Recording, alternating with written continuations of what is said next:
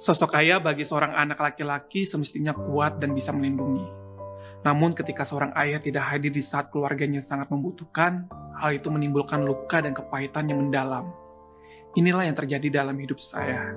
Dan mengampuni ayah saya bukanlah suatu hal yang mudah. Krisis moneter di tahun 98, ayah saya memutuskan untuk berbisnis di luar kota. Sulit untuk kembali. Bertahun-tahun saya merasa ia meninggalkan kami. Ibu, saya, dan adik saya berjuang sendiri. Saya ingat bagaimana ibu bekerja keras untuk menafkahi kami. Kami yang tadinya hidup berkecukupan dan bahagia, mendadak mengalami kesulitan finansial.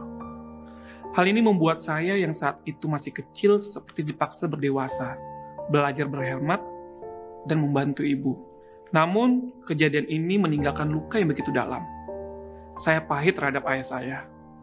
Mengalami hidup yang susah sejak kecil juga membuat saya berambisi untuk menjadi orang yang sukses. Meskipun demikian, Billy kecil ini juga seseorang yang sangat mencari Tuhan.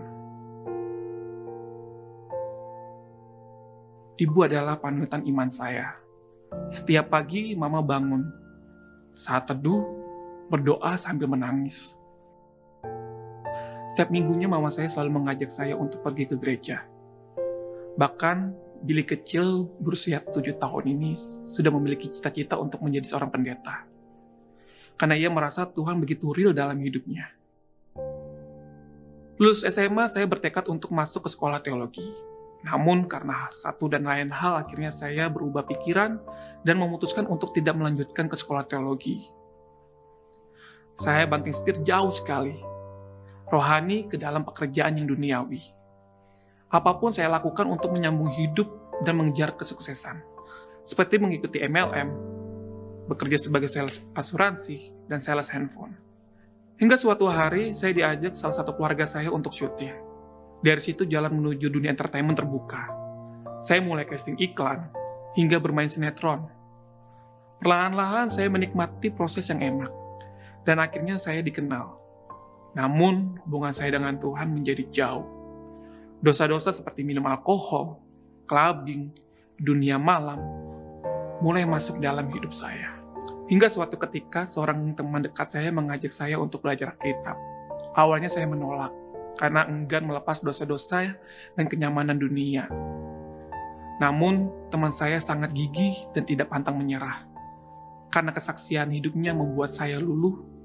Singkat cerita, saya pun berkenalan dengan jemaat ini.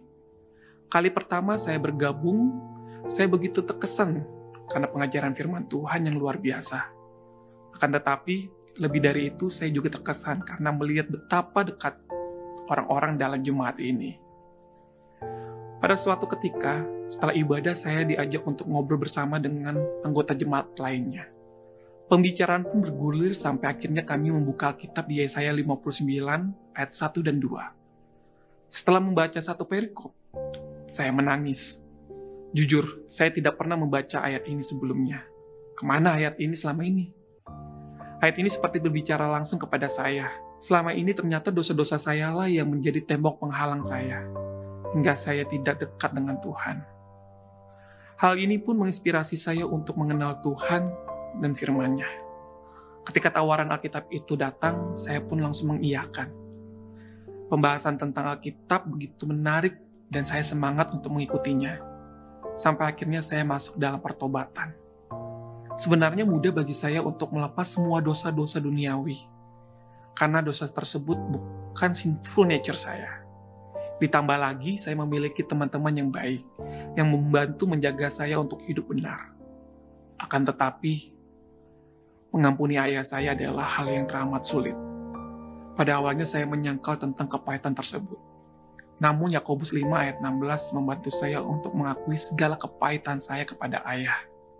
Supaya saya bisa sembuh dan bisa mengampuni ayah saya dan saya diampuni. Namun, ternyata meminta maaf kepada ayah tidak semudah itu. Sulit bagi saya untuk mencari waktu untuk duduk bersama. Karena tidak menemukan waktu yang tepat dan cocok, akhirnya saya putuskan untuk mengaku dosa saya lewat chat. Semua perasaan kepahitan saya, termasuk keinginan saya untuk mengampuni, saya ketik semua dengan detail. 2 jam kemudian, ayah saya membalasnya.